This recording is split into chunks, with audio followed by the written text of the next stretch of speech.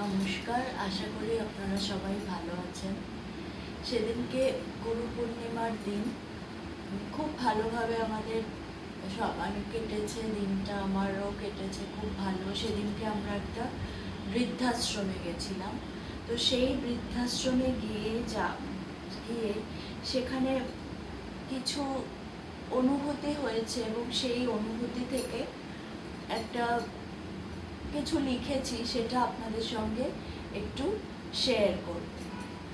তো সেখানে গিয়ে যেটা বুঝেছি যে মানুষের আমাদের সবচেয়ে বড় কষ্ট কিন্তু সবসময় যে অর্থ সংকট বা দারিদ্রতা বা অসুস্থতা বা বার্ধক্য নয়। আমার মনে হচ্ছে যে সবচেয়ে বড় কষ্ট কিন্তু আপনজনদের মাঝে থেকেও আপন ভাবটা না থাকার যে একটা অনুভূতি।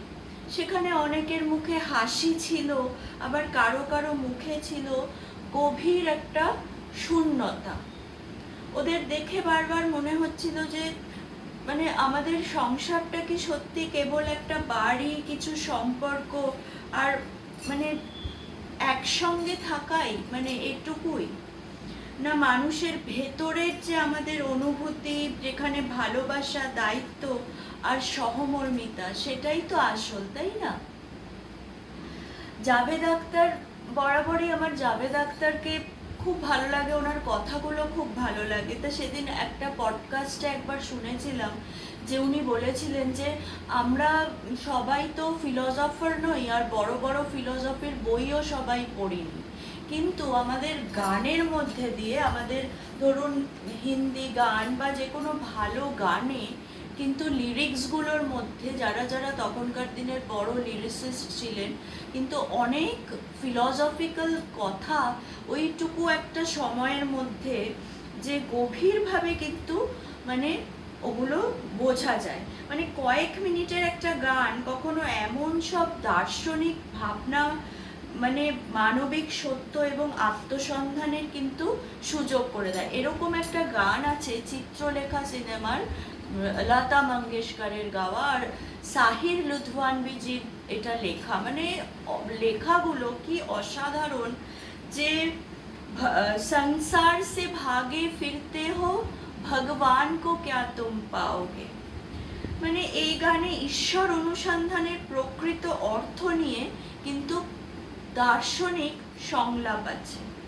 উনি সাহির লুধিয়ানভি এমন কিছু প্রশ্ন আমাদের দিকে ছুড়ে দিয়েছেন যার অর্থ শুধু ধর্মে নয়, আমাদের সবার অন্তরে লুকিয়ে আছে। যে ये पाप है क्या और पुण्य क्या, रिश्तों पर धर्म के मंदिर है, ये भोग भी एक तपस्या है। আমরা ভাবি যে আমরা সংসারে আছি, যারা হয়তো সাধু সন্ত তারাই অনেক উচ্চ মার্গে আছে, কিন্তু আমরাও কিন্তু ये भोग भी एक तपस्या है, तुम त्याग के मारे क्या जानो, अपमान रचयिता का होगा, रचना को अगर ठुकराओगे। আমরা এই যে জগৎ সংসারের যে ভগবান রচনা করেছেন, সেটা যে আমরা উপভোগ করছি, সেটাও তো তাকেই আমরা ভজনা করছি। এইভাবে এই যে গানটার মধ্যে দিয়ে এই যে মূল যে দর্শনটা, যারা ঈশ্বরকে খুঁজতে গিয়ে সংসার থেকে পালিয়ে বেড়ায়, সে কিন্তু আসলে নিজের থেকেই পালায়। পাহাড়ে চলে গিয়ে গেরুয়া বস্ত্র পরে সংসার ত্যাগ করা সহজ, কিন্তু নিজের ভেতরের লোভ, ভয়, কামনা, রাগ, অহংকার ও অজ্ঞানতাকে ত্যাগ করা কিন্তু সবচেয়ে বেশি কঠিন। এই গানটা ভালো করে শুনে আমি যা বুঝেছি, বা আপনারা শুনে দেখবেন যে এটা কিন্তু খুব ভুল, যে সংসারী আধ্যাত্মিকতার সবচেয়ে বড় বাধা। গানের যে লেখক সাহির লুধিয়ানভিজি, তিনি প্রশ্ন করেছেন, যদি এই বিশ্ব ব্রহ্মাণ্ড, প্রকৃতি, মানুষ, প্রেম, সৌন্দর্য, দুঃখ, আনন্দ সবই স্রষ্টারই সৃষ্টি হয়, তবে সেই সৃষ্টিকে অস্বীকার করে স্রষ্টাকে খুঁজতে যাওয়া কি এক ধরনের আত্মবিরোধিতা নয়? যে ব্যক্তি মানুষের মুখে ঈশ্বরের প্রতিচ্ছবি দেখতে পায় না, সে নির্জন গুহায় বসে তাকে কিভাবে খুঁজে পাবে? তাই ধর্ম যদি মানুষকে মানুষের কাছ থেকে দূরে সরিয়ে দেয়, তবে তা আধ্যাত্মিকতা নয়, বরং কেবল বাহ্যিক আচারের আবরণ। আবার ত্যাগ থেকেও কিন্তু অহংকারের জন্ম হতে পারে। আমি এটা ত্যাগ করে দিলাম, সেটা ত্যাগ করে দিলাম, করে আবার মানে ধন সম্পদ ত্যাগ করছি, আমি ত্যাগী, আমি পবিত্র, আমি অন্যদের থেকে শ্রেষ্ঠ। এই অহংকারকে কিন্তু ত্যাগ বলা যায় না। ঈশ্বরের পথে বাধা কিন্তু সংসার নয়, এই সূক্ষ্ম অহংকারগুলোই কিন্তু বাধা। তাই ঈশ্বরকে পাওয়ার জন্য সংসার থেকে পালাতে হয় না, নিজের অন্ধকার থেকে বেরিয়ে আসতে হয়। আমাদের কি ভেতরের যে অন্ধকার, যেমন আসক্তি, অজ্ঞতা, ভয়, ঈর্ষা, সেগুলো নির্জন স্থানে গিয়ে তো হবে না, সেগুলো আমাদের মনকে বুঝতে হবে। এই যে অস্থিরতা, এই কামনা, এই অন্ধকার কিন্তু নির্জন স্থানে গিয়েও সে বহন করব, সেজন্য এগুলোর থেকে মুক্ত হতে হবে। তাই প্রকৃত আধ্যাত্মিকতা কখনোই বাহ্যিক পলায়ন নয়, অন্তরের রূপায়ণ। ঈশ্বর কোনো দূরের সত্তা নয়, বিভক্ত দৃষ্টিভঙ্গিতেই সমস্ত সংঘাত, ভয় ও দুঃখের মূল।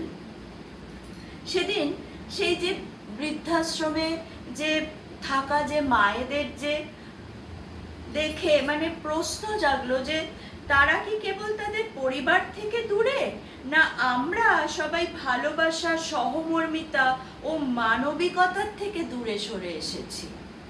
ঈশ্বরকে পাওয়ার জন্য সংসার থেকে পালাতে তো হবে না, দিনরাত পুজোও করতে হবে না।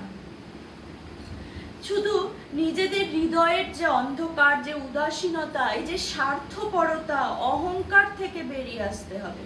যেদিন আমরা একজন অসহায় মানুষের চোখের জল মুছতে, একজন প্রবীণের নিঃসঙ্গতা ভাগ করে নিতে এবং তাদের মর্যাদার সঙ্গে বাঁচার অঙ্গীকার এবং তাদের সম্মান দিতে শিখব, সেই দিনই আমাদের আধ্যাত্মিকতা সত্যিকারের অর্থ পাবে।